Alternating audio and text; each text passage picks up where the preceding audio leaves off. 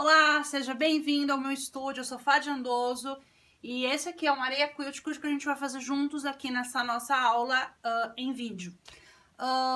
Esse quilt, ele é um projeto muito simples, porque é o tipo de quilt que nós temos apenas um bloco. Então a gente não vai ter vários blocos, vários níveis de dificuldade. Então se você está começando a fazer patchwork, esse quilt é uma ótima opção para você. Agora, se você já faz patchwork e quer um projeto rápido, simples e super motivador, estamos aí com uma Areia Quilt. Nesse vídeo a gente vai falar sobre escolhas de tecidos, de cores, né? Nós vamos falar sobre a montagem, construção, como você pode aumentar esse bloco. E eu também vou falar sobre algumas opções de quilting, tudo para que você consiga fazer o seu quilt em casa. E poste fotos da hashtag MareiaQuilt para que eu possa acompanhar teu trabalho, divulgar o seu trabalho. E assim todo mundo pode ver o que você está fazendo aí em casa e a gente trocar bastante figurinha. Bom, a primeira coisa que a gente vai falar nesse projeto é sobre as suas escolhas de tecido. Quanto e como tem sido essas tuas escolhas de tecido? Nesse quilt, basicamente, eu escolhi um kit de Fat Quarter que tem lá na minha loja disponível. Na verdade, tem dois kits aqui. Por quê? Eu escolhi os tecidos coloridos, ele tem uma paleta muito com essa coisa de água, de mar, por isso que eu dei esse nome ao quilt de Mareia. E a parte, o background, né, o fundo do quilt poderia ser apenas um tecido branco, mas eu quis dar um pouco de movimento colocando 6 estampas que tem um background, fundo branco, para que não fique tão chapadão sempre o mesmo branco, mas que tenha um pouco de movimento. Então a gente vai ver isso agora com um pouco mais de detalhe. Quando eu escolhi os tecidos para o meu Mareia Quilt, eu escolhi um kit de tecido que tem lá na minha loja, que eu comecei essa seleção de cores usando esse azul escuro que tem essa estampa de arabesco aqui toda em aqua. Colocar tecidos aqua fica bem perto deste desenho do arabesco, mas também esse contraste do tão escuro com verde fica muito legal. Aí eu quis colocar também um azul que tá bem mais próximo desse aqua do que os outros verdes, né? E um azul mais claro, para ser a mesma cor do tecido base, do tecido inicial, só que com luminosidade, com branco. Como assim com branco? Quer dizer o quê? Porque esse azul, ele tem menos branco, menos luz do que esse, né? O fundo do meu quilt, eu usei várias estampas brancas, várias estampas que tenham o fundo branco, tá? Pra quê? Pra que todos tenham a mesma cor de fundo, né? Que é importante, eu sei a mesma cor, mas que a gente tenha um pouco de movimento. O fato de eu ter colocado várias estampinhas com o fundo branco traz um pouco de movimento, fica muito legal, dá uma malemolência no quilt que fica bem bacana. Esse tecido aqui, o fundo dele é cinza, não é branco como os outros.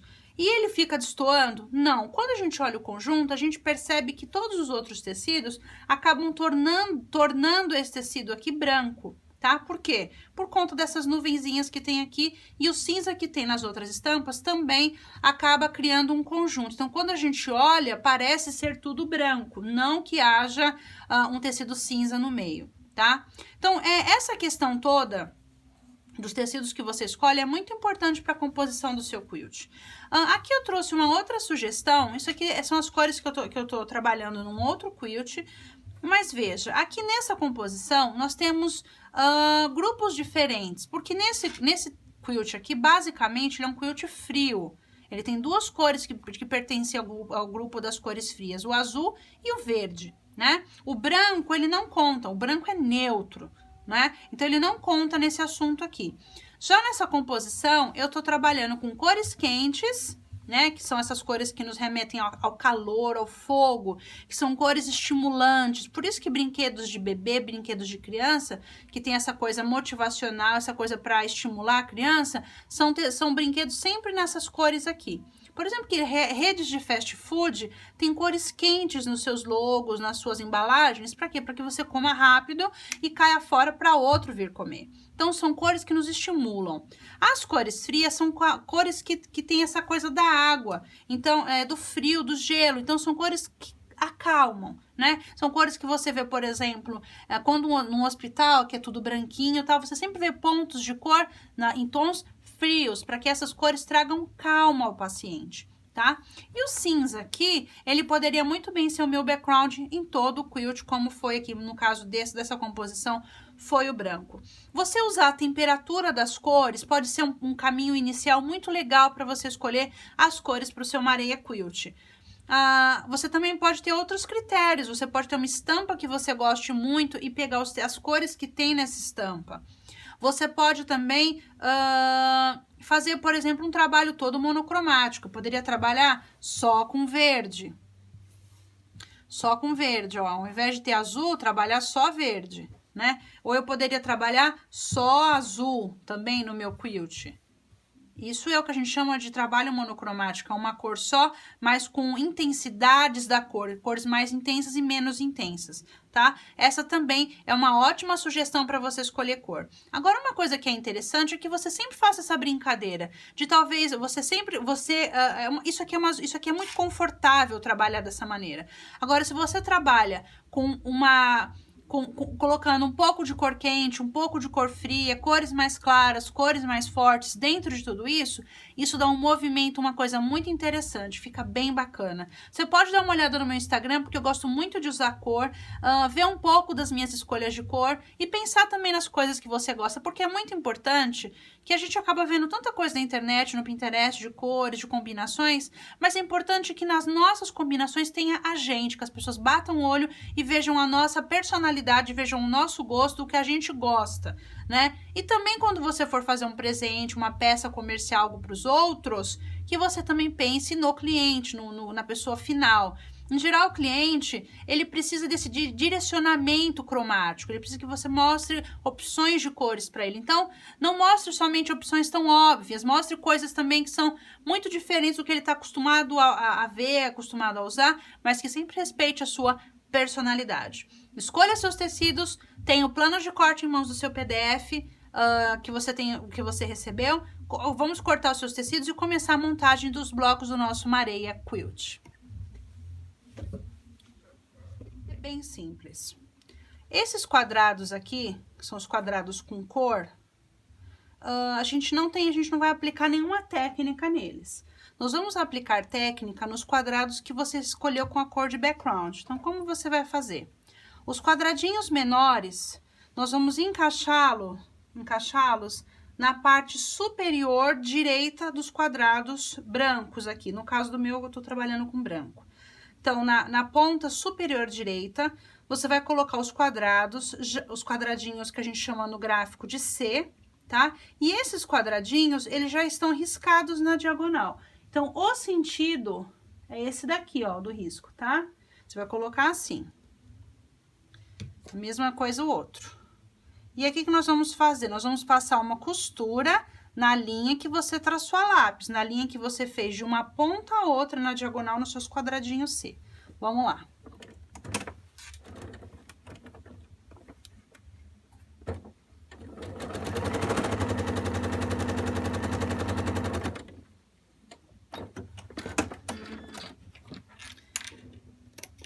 Depois que você acabou de costurar, de passar a costura na linha traçada a lápis, você vai pegar uma régua de polegada, tá?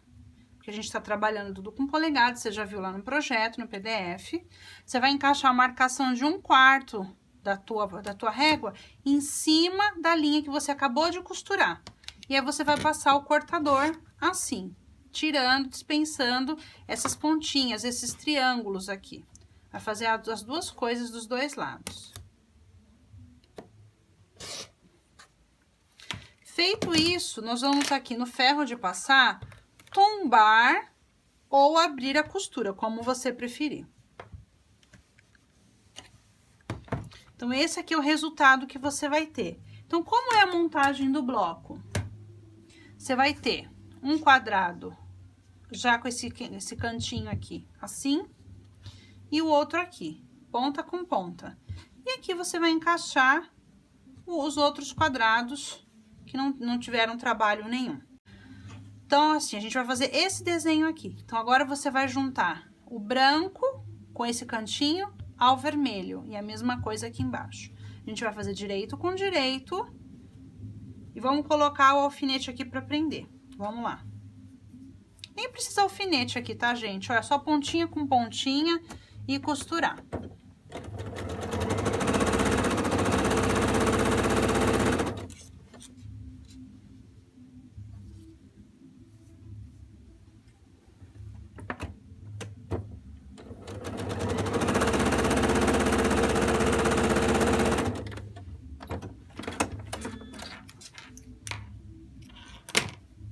Vamos abrir a costura.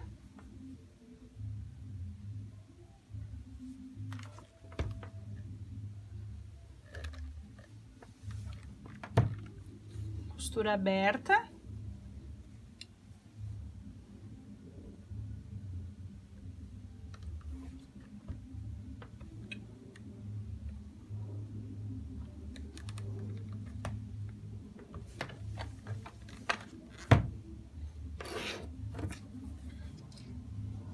Agora, a gente vai juntar isso daqui, direito com direito. Preste atenção ao alinhamento, que essa costura aqui, que tá aberta, quando eu viro, a gente vê que tem uma linha contínua aqui, que isso aqui não tá deslocado, mas que há essa linha contínua aqui. Então, nesse lugar, eu vou colocar um alfinete para marcar essa linha contínua, tá? E aqui você pode, se quiser, colocar um alfinete aqui na pontinha e no final. E passamos uma costura de 1/4 novamente.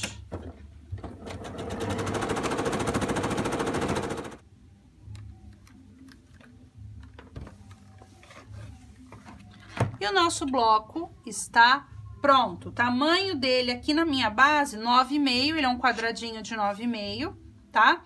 Aí, o que acontece, gente? O bloco, eu abri costura de todo mundo, costurei com 1/4, ele na base termina 9,5, mas o que a gente chama de tamanho final é ele dentro do topo. Dentro do topo, ele vai medir 9 polegadas, porque esse meio do 9,5 foi usado como margem de costura.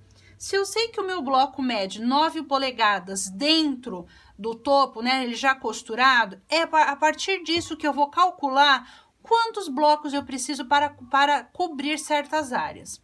Então, por exemplo, nesse projeto, eu fiz um quilt, eu desenhei um quilt para vocês, né?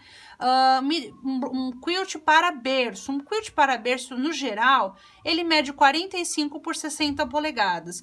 Então, a minha conta foi fazer quantos blocos seria necessário para cobrir a medida de 45 por 60, né? Então, eu fiz 5 blocos na horizontal, que deu mais ou menos 45, né? E aí, quando eu fiz 5 por 6, porque 6 vezes 9 dá 54, eu não cheguei a 60, mas é um bom tamanho. Porque se eu fizesse 7, ele passaria um pouquinho, mas ele ficaria muito comprido em relação à largura. Então, se eu fizer 5 por 6, para um quilt de berço, deu certinho. Então, a conta é essa, a gente viu que não tem muito segredo. Quero fazer um quilt queen. Um quilt queen, acho que em geral ele é 90 por 90, digamos. Eu não lembro agora, mas eu vou colocar vou mandar para vocês uma tabelinha com os tamanhos de quilt. Então, digamos que eu tenha que cobrir uma área de 90 por 90 polegadas. Então, eu vou ter que fazer 10 blocos por 10 blocos, porque ele termina com 9. Então, 10 por 10, eu vou fazer 100 blocos para cobrir a área. Agora, uma outra dica, porque esse bloco é um bloco que permite esse tipo de conta, é a seguinte. Esse bloco pode ser pequeno, porque se eu faço blocos bem maiores, eu vou usar menos blocos para cobrir a mesma área. Digamos que eu queira terminar, que o meu bloco termine com 15. Então, a gente vai aumentar os blocos, né? Então, se aqui eu fiz 5 mais 5... deveria dar 10, mas como a gente costurou, ficou com 9,5. Então, se eu quero, por exemplo, que o meu bloco termine com 15 polegadas, ó, é isso aqui, né? 15 por 15. Então, eu teria que fazer os quadrados da técnica, que eles medissem 8 polegadas, né? Porque 8 mais 8 dá 16. Só que a gente perde meia polegada, vai ficar 15,5. Ele, assim, na minha mão, vai terminar com 15,5. E dentro do projeto, 15, né? Então, nesse sentido, a gente pode calcular o tamanho que a gente quiser. Aí você vai me perguntar, tá, tudo bem, digamos que eu queira com 15 e fiz os quadrados com 8. E esse quadradinho aqui, quanto que ele vai medir? É muito simples, gente. Esse quadradinho que a gente usou para fazer a técnica, ele sempre vai medir metade do quadrado, vai medir metade do tamanho do quadrado maior. Então, se eu estou fazendo quadrados de 8, esse quadradinho aqui vai medir 4 polegadas, ok? Então, a gente pode fazer ou blocos maiores, ou trabalhar com esse bloco aqui que termina com 9, tamanho final, né? Lembra que tamanho final é tamanho dentro do quilt. Blocos de 9 e eu vejo quantos blocos são necessários para cobrir a área que eu preciso. E baseado nisso, a gente consegue calcular a quantidade de tecido e tudo mais, tá bem? Espero que você tenha entendido o bloco. Se tiver alguma dúvida, é só me mandar e-mail. E vamos falar um pouco sobre a construção do quilt e opções de quilting. Você escolheu seus tecidos, você fez os blocos, mas a dúvida é... será que tem muito azul escuro aqui, por exemplo, tem muito de um lado, menos do outro? Então, o que eu sugiro que você faça é que antes de você costurar e deixar isso já fechado, sem que você tenha que desmanchar, que você use o recurso da Design Wall. Lá no meu canal no YouTube, você vai ver um pouco mais de detalhes sobre o que é uma Design Wall. Ou você pode jogar no chão, numa mesa, num lugar que você consiga visualizar como esse quilt vai aparentar no final do trabalho, como é que esse topo vai ficar no final do trabalho. Então, ao posicionar os blocos, depois um recurso que a gente usa muito hoje, que é muito simples para todo mundo, é usar o recurso da câmera do seu celular com o preto e branco. Então, você coloca um filtro preto e branco e tira uma foto da posição dos blocos. Quando a gente tira uma foto preto e branco, a gente consegue visualizar onde tem cores mais fortes e onde tem cores menos fortes, ou seja, onde tem mais luz e menos luz. Com isso, a gente consegue entender se tem muita cor, se está muito escuro de um lado e menos escuro do outro, se você quer... Pode ser que você queira assim, a distribuição um pouco mais escura e ele vai clareando, ou não. Ou você quer uma coisa mais equilibrada, mais livre. Então, você consegue definir a posição dos blocos usando esse recurso da câmera do seu celular. Que é o quê? Posicionar os blocos, como você pensa em colocá-los no final do trabalho, como eles fiquem finalizados, e tirar uma foto preto e branco, para que a gente veja se está bem equilibrado a distribuição dos blocos, ou não, se você precisa deslocar algum bloco. Como a gente está trabalhando também nessa questão de cores, você também pode pensar se tem muito verde de um lado, pouco verde do outro, ou amarelo, se está usando outra cor, eu não sei. Mas esse momento, antes da gente juntar tudo, essa visualização, antes de montar o topo, ela é muito importante para que você fique feliz com o seu resultado final. Sobre construção, como eu já falei para vocês, nesse quilt de berço eu trabalhei com 6 fileiras de 5 blocos. 6 fileiras de 5 blocos. E aí eu fui posicionando e lá no seu PDF você tem o gráfico para você acompanhar como eu posicionei os meus blocos. Também já expliquei para você sobre como aumentar os blocos ou quantos blocos são necessários para um quilt maior ou um quilt menor. Tudo isso vai depender do tamanho que você deseja terminar. Quando a gente sabe o tamanho final do quilt, e a gente tem tabela para isso, para ver tamanhos padrão de quilt berço, quilt bebê, quilt solteiro, quando a gente sabe de quanto a quanto em polegadas a gente precisa de área para preencher, a gente consegue calcular quantos blocos são necessários, quanto de tecido, enfim, quanto a gente vai precisar para fazer esse quilt. Sobre a opção de quilting, o que eu sempre digo é que a gente precisa fazer um quilting possível. Que o mais legal é você terminar um quilt, você ter a possibilidade de fazer isso terminado, que ficar com um monte de projeto parado. Esse quilting, como vocês podem ver, eu quiltei de maneira muito simples. Eu simplesmente passei um pé de máquina, ao invés de eu quiltar como tradicionalmente a gente faz, que a gente chama de stitch in the ditch, ou seja, costurar bem na vala, eu usei as linhas entre os blocos como guia e passei o pé calcador de um lado e depois do outro, tá? Depois eu acabei usando essas linhas diagonais que você tem do bloco como um outro guia para eu fazer algumas costuras diagonais dentro do meu quilt. Veja, quando a gente faz um quilt para dormir, um quilt para ser usado, um quilt de bebê, por exemplo, a gente quer uma coisa macia, né? Então, sendo um quilt que eu não quero que seja... Se eu quilto muito, faço uma peça muito quiltada, ela vira um cobre-leito, mais durinho, não é confortável para dormir. Então, não quilte tanto, ainda mais se você está fazendo uma peça comercial, não adianta você se debruçar 12 horas em cima de um quilt para ficar super maravilhosamente quiltado. Você precisa quiltar um quilt possível, que as pessoas realmente vão pagar e você não vai ficar trabalhando de graça, porque as pessoas não pagam por coisas muito bem quiltadas, infelizmente. Uma outra coisa é a manta. Eu trabalho sempre com manta de poliéster. A manta R1 é a manta que eu utilizo. Você pode usar manta de algodão, a manta que você preferir. Pense sempre que quilt não é edredom. Então a gente não trabalha com aquelas mantas super fofonas, não é aquilo. Aquilo é para edredom. Quilt é diferente, a função é outra, tá? Então trabalhe com mantas mais finas, até feltro, se na tua cidade você não tem acesso à manta, tem feltro, mas que seja feltro branco, coisas que não tenha tinta, porque quando for lavar pode acontecer algum acidente, tá?